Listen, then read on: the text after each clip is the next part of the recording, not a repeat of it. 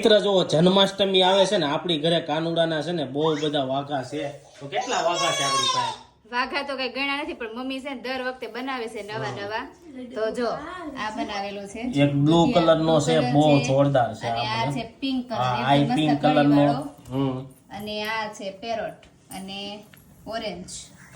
આ blue colour પછી આ બધા કલર ના આપણી પાસે છે. બધા કલર ના છે. આ બધા કલર ના છે. જો પછી આ રેડ બધા મમ્મી છે ને ઘરે બનાવેલા. આ બધા છે ને મેં ઘરે બનાવ્યા છે. તમારે બનાવવા હોય ને તો ઘરે બનાવજો, જોરદાર બને હે કે નહીં? હા ઘરે બની જાય. Golden colour black. આ છે ને ગુથી બનાવ્યો તો આ બહુ મસ્ત છે. આ હાથથી બનાવ્યો તો અને આ જોરદાર લાગે એકદમ. પછી આ યેલો. હા આ એકદમ યુનિક છે. ગોલ્ડન કલર અને આ બેનું લેસ વાળી લેસ માંથી બનાવ્યો આ વેલ્વેટ ને કાચ. અને આ છે ને ઘરે છે ને આ બધું હેન્ડવર્ક કરેલું છે. આ ઈ રીતનો છે મોર વાળો.